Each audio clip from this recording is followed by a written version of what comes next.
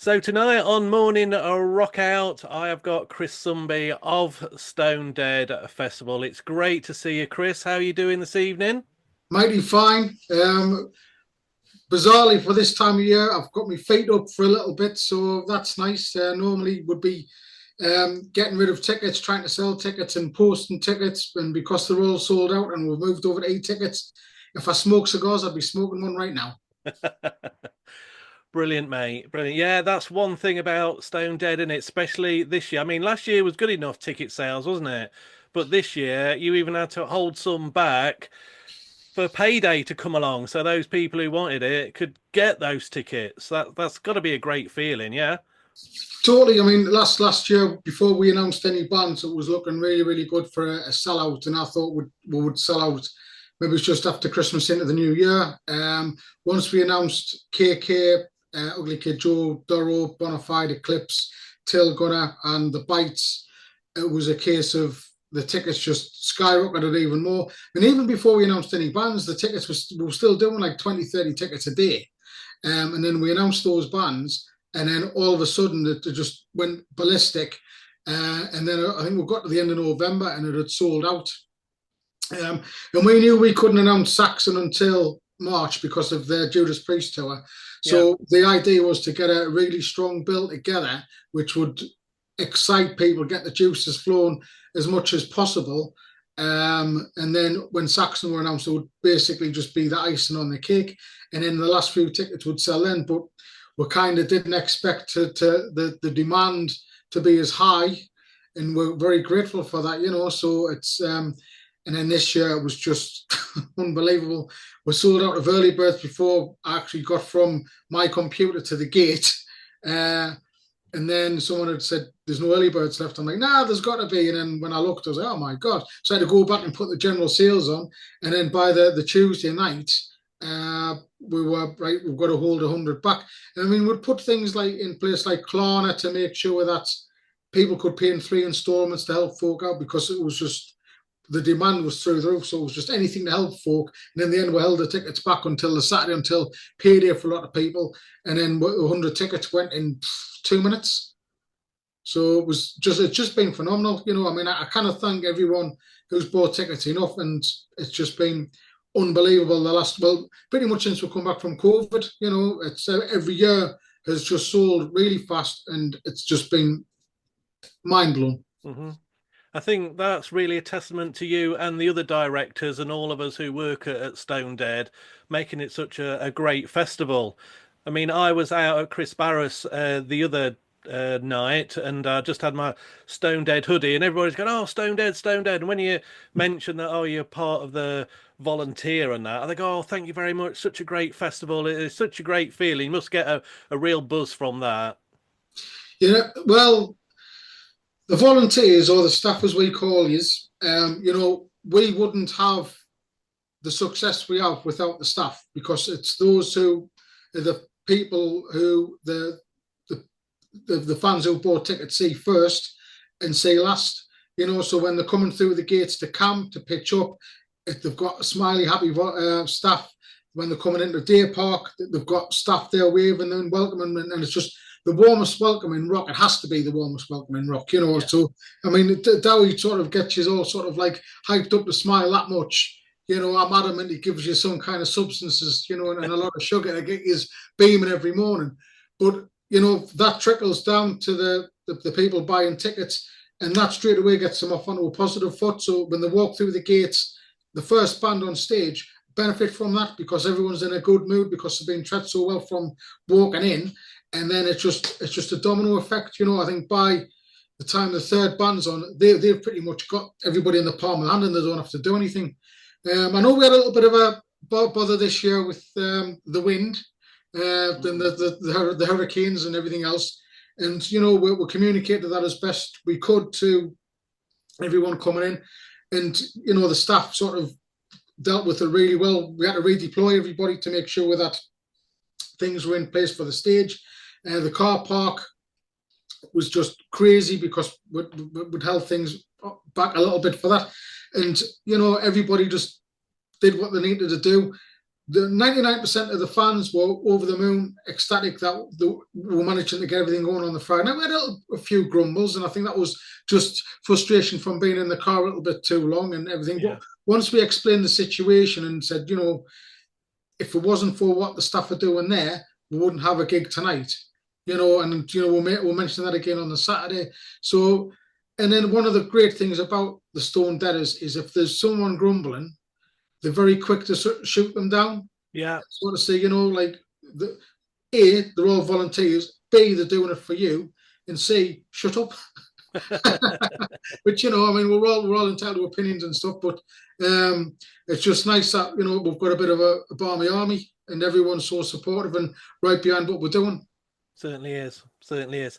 So going back to the very beginning, I don't want to start on the story of Stonedeaf as it was right at the beginning, because I think that's been told many times. I just want to ask, were you right there at the beginning? Were you part of the Facebook group that says, let's put on this festival? Yes, I was one of the first through the door. Came up with a name, Stonedeaf, and that was sort of ill thought in hindsight because we had to change that. But my original initial role was to book the bands. So those first four bands on the poster, Wagons, Green Bonnet, and Chromolics, like three bands on the poster, they were pretty much booked straight away. So I was very quick to get things going with that. And then over time, things have changed and evolved, and my role goes up to sort of booking the toilets, the vendors, all sorts. It's just Chris Sumby books the bands, but I also do this. It's the same with Neil. He looks after the site operations over the course of the year. He deals with Newark. Louise looks after the finances, the hospitality. Dowie looks after the staffing. Toomsy looks after the merch. We've got Claire and Natalie who do the communications. And we've got the rest of the team like Steve Bendel and Kev Sloman who were always looking at making sure the gates better. Jules doing the security, and Mark Ellis doing the press. There's a whole plethora of people who were just working in the background all year round just to keep things ticking over. So it's quite a slick operation now. We pretty much know what we've got to do in each quarter of the year. And once we get to a certain point, it's autopilot kicks in and it's go, go, go, go, go. Jobs are good. So yeah, that first year, thinking back, and we often joke about it'll never work, and it did. Yeah. Here we are now, sort of looking at year 7, and it's sold out before we'd even announced the band. Indeed. So in the early days, had you done any band booking before, anything like that? So I used to dabble when I was at university with the Students' Union, and then a couple of years later, one of my brother's friends sadly passed away, and he was one of the reasons I got into rock and metal as a teenager. My brother's whole friendship circle were like rockers, and his friend Kenny was in a wheelchair, had spina bifida. He passed away, and at his wake, we decided we would do a gig in his memory called Kenny Fest. We did that for 7 years. We evolved it from just being in the back of a pub to a 2-day rock festival in Sunderland. So I had that experience, but that compared to what I've got to do for Stonedead is relatively tiny. But the experience and having an ounce of what needs to happen and when it needs to happen came from doing Kenny Fest. So a little bit of experience, yeah. Yeah, cool. So as you know, on the Stonedead Facebook group, I did shout out for some questions, and I've got one here if I can find it from somebody I believe you known for a long time, Mr. Chris Hyde. So Yes. I'd like to know, because I'm very intrigued in this. I want the answer and I want the background. Does he still eat a bag of Tesco value carrots for his dinner? What's that all about? So I used to work with Chris Hyde. I was best man for him, and he was best man for me. So I've known him for a very long time. And we used to share a desk. We both used to be trainers and tutors. So he All used to right. deal with retail, and I used to do IT and business. So I used to sit opposite Chris. And at the time, I was very, very health conscious and hated carbs. And I used to go to the gym regularly, not as much now. So to ensure that I had sufficient nutrients, and it was quite sort of healthy. I used to eat a lot of carrots just to make sure I was full, and then a lot of like tuna and brown rice on a night, and basically just making sure I was getting me 5 a day. But I used to just quite happily just chomp on a carrot. Well, they used to think he was opposite a reindeer. Opposite a reindeer. Fantastic. Lovely. So let's have a look. See what I wanted to ask you. Oh, right. So, very first Stonedeaf Festival. You've mentioned quite often in interviews about how when you started off, bands were really very wary of a new festival. Nobody in the kind of industry, let's call it, knew you. Mhm. So, one, how the hell did you get Skid Row? And what was the biggest hurdle for that first Stone Deaf? It was getting the likes of Skid Row and the Choir Boys, simply because there was numerous other festivals, and it still happens now, where they get the bright idea to do it, and they offer the earth, and they say we're going to do X, Y, and Z, and it slowly falls apart to a point where unfortunately it can't happen. Um, so getting, I mean, we wanted Saxon from day one. That was Yeah, the first band we wanted, um, and rightly so. They were we'll see how this goes. They didn't actually say that, but that was the gist of, I mean, looking back, I wouldn't have let Saxon do with the first Stone yeah. Death. It's just like, Yeah, can so, imagine, you can't know, you? yeah. So as I say, we had Chrome Molly, Massive Wagons, and Graham Bonnet as the first three names on the poster, and then we knew that a headliner was going to cost a lot of money and would have to have a, a fair deposit down. And you're not talking hundreds, you're talking thousands and thousands, just to say, look, that we are serious. This is what we're offering. So we managed to get Anvil on board, Fallen Mafia, and Hand of Dimes, and that just managed to get tickets going a bit more, and to a point where there was a deposit in place. And here's a little one which will be in the book. We actually had Skid Row ready to go in the September. All right.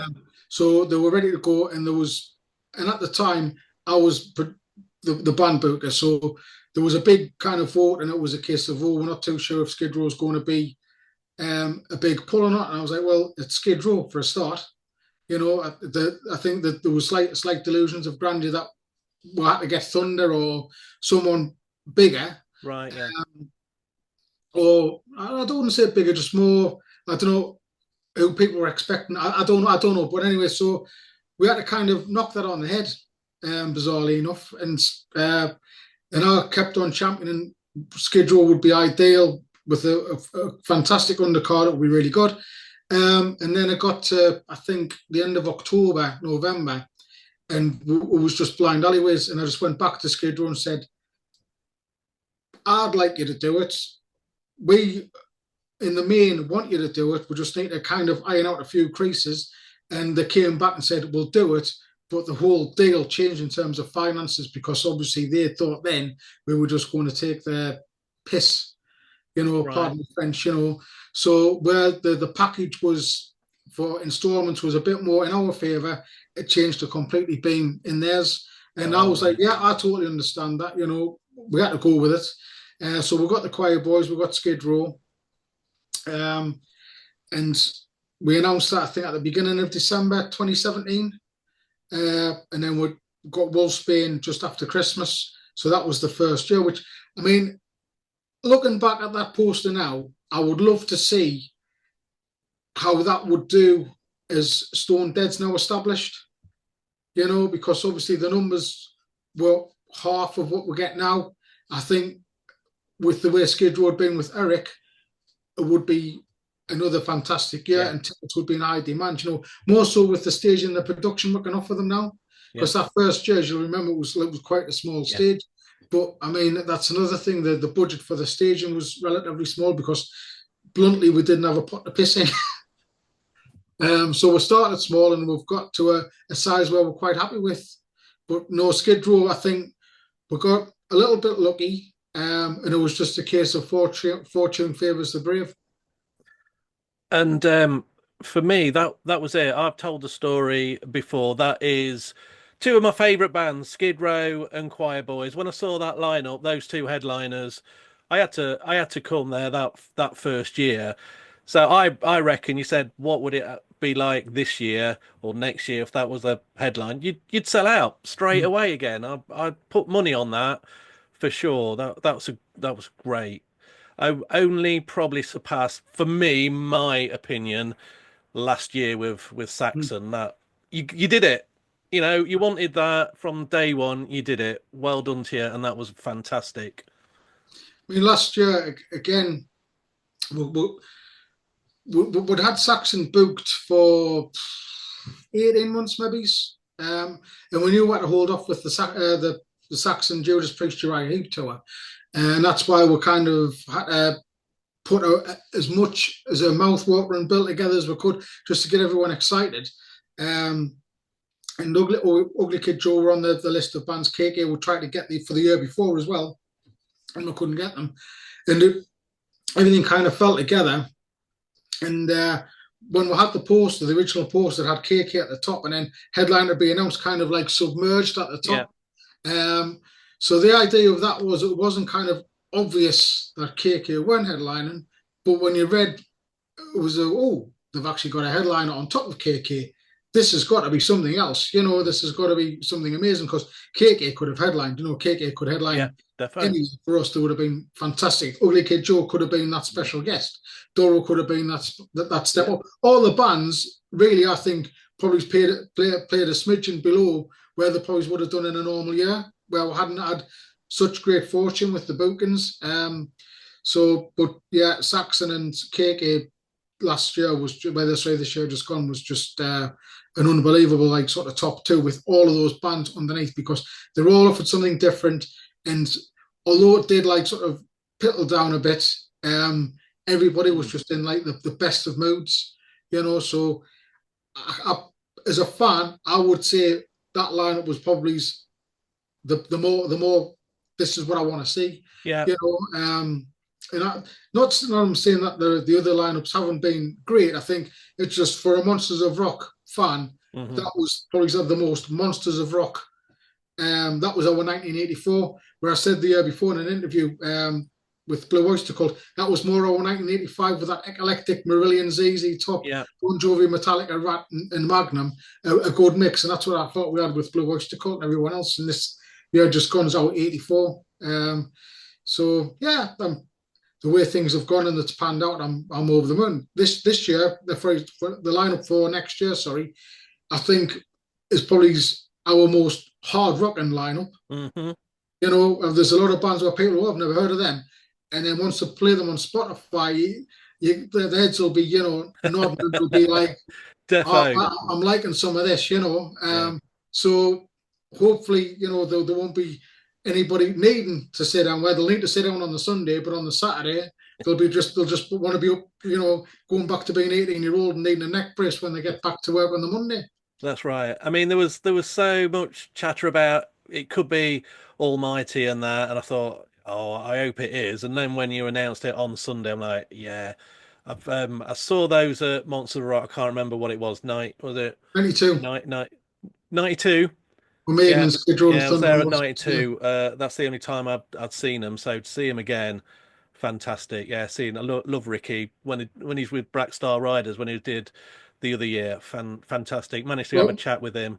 Brilliant, brilliant. yeah, there's another story. I mean, obviously the Almighty had kind of reformed at that point, and I'd had conversations with management and said, what's the plan after these 3 dates? And they just said, we'll never say never. And I said, well, if never's never happening, I'd like to say that Stonedead would be very, very keen. And they just said, yeah, the Almighty would be very, very keen to do Stonedead. So when the management were at Stonedead for Black Star Riders, and I was talking to Lisa, who looks after them, with Adam Parsons, and I just said, it'd be lovely to have the Almighty. She said, well, that's a conversation to have in the future as long as things go all right. And then after Black Star Riders had been on stage, I'd gone for a pee, and Ricky Warwick came in behind us. So I was like stood having a waz with Ricky Warwick, and I was just like, as a 14-year-old who'd seen them at Monsters of Rock, I was just like, this is just the most surreal experience ever. And he'd walked and said, Christopher, we'll meet again. I'm like, hello, Ricky, how you doing? And I was like, so what's the crack with the Almighty? What's the score?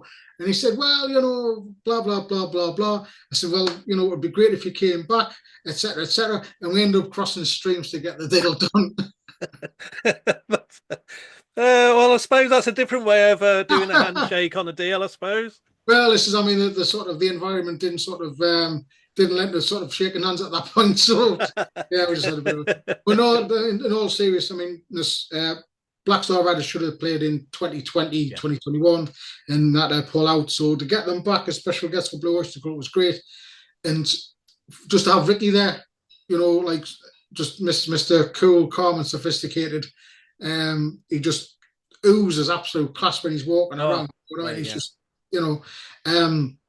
sort of having him there just with Black Star Riders was great with and Sam Wood as well.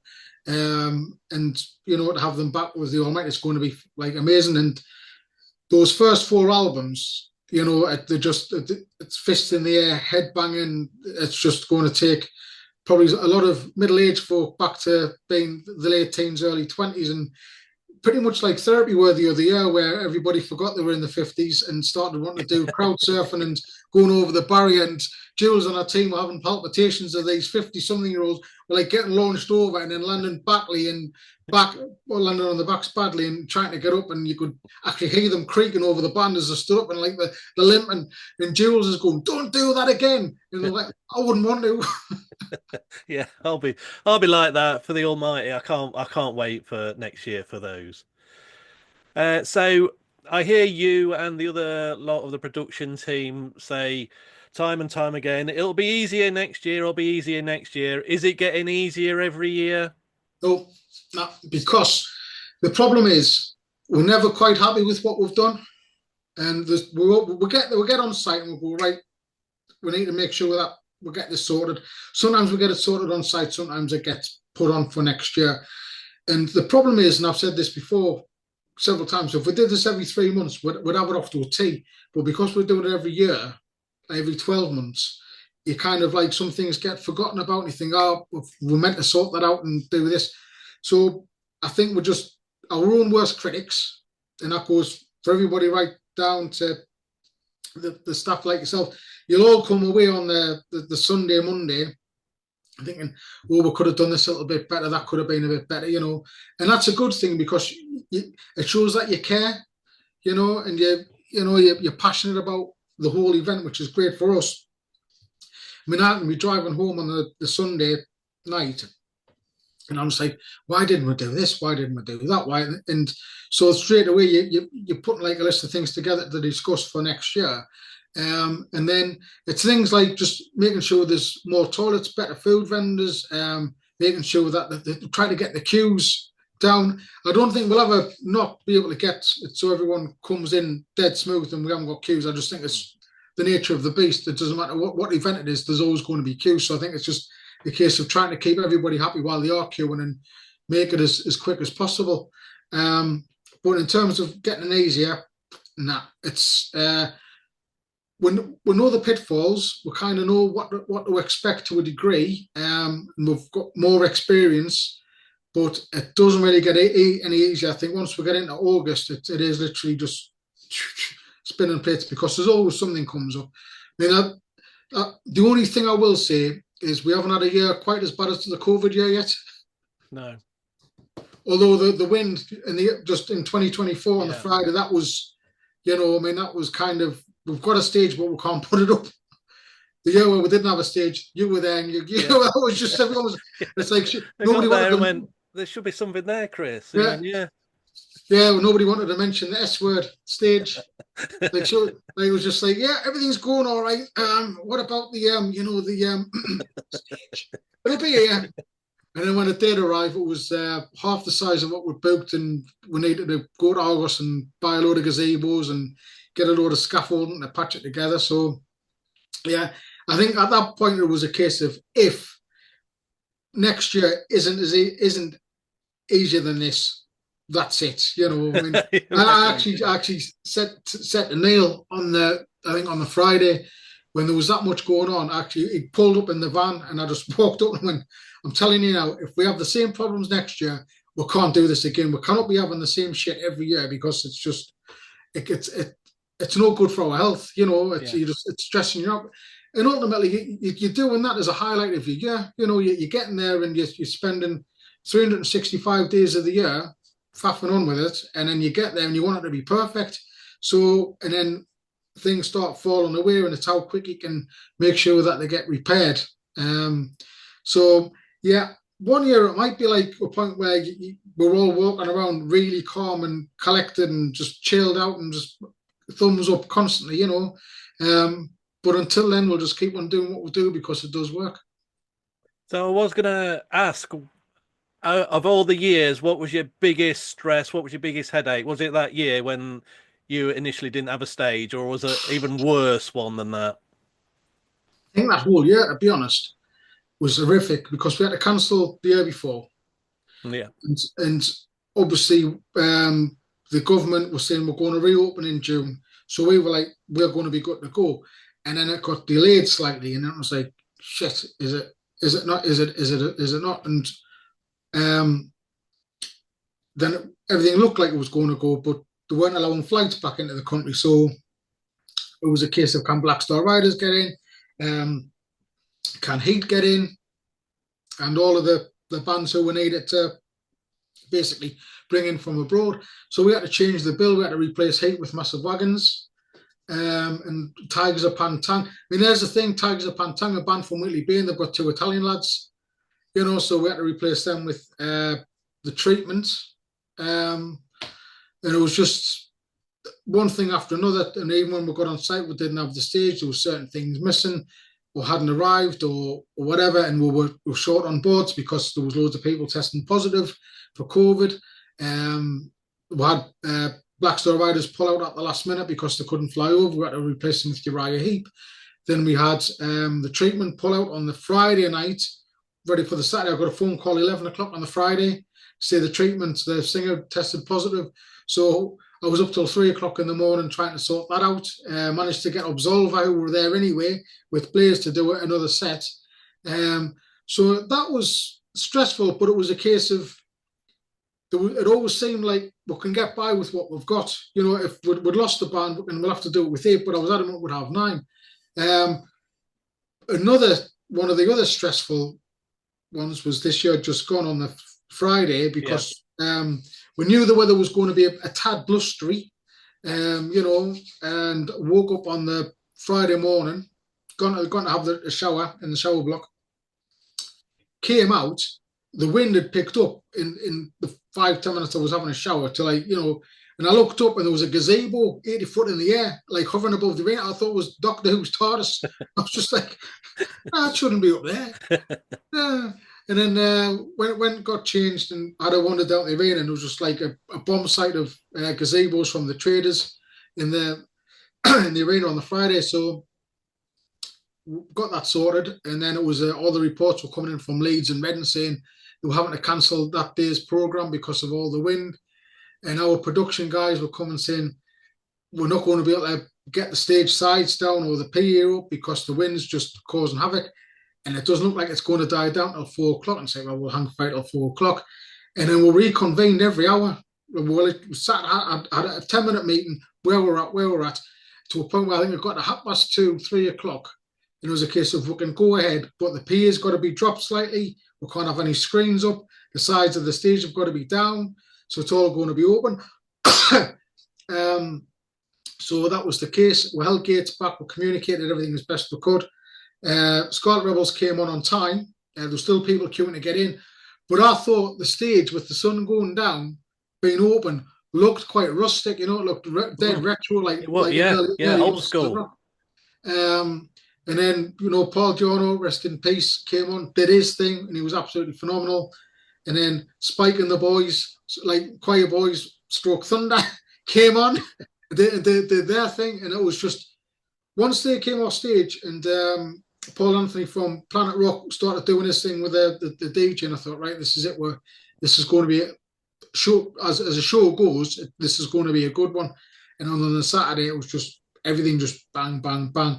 So I would say the Friday just for the year just gone was as stressful as the COVID year, getting everything set up because it was just the expectation for this year was a lot higher. Yeah. You know, with the lineup we had, and obviously selling out so fast, there was everybody was just we were just so hyped up, and we were like that wound up was a case of this can't be anything else but perfect. So we were like dead stressed just to make sure that it was perfect for everyone coming in to buy with the tickets, you know. So and in the main, I think everybody will agree it was probably one of the best ones, definitely. So we know who's playing the Saturday night. What's happening about the Friday? I do you know I had totally forgotten with the announcement. I totally forgotten about the Friday night party. I thought that's a great lineup. And then somebody, I think probably yourself, put something on about Friday night party. Went, oh my God, we still got the Friday night party. Yeah. What's happening with that? Are the bands booked? Tell us all. So we've got the bands all booked. We're going to announce them. In fact, I'll tell you what. I'll give you an exclusive. I'll give you an exclusive. The bands are going to be announced at 8 o'clock on Saturday night this week. So that's going to be is it the 7th on Saturday? That is the 7th, yeah. 8 o'clock. We'll be announcing three bands for the Friday night party. All of which I am sure people will be elated with because they have been requested.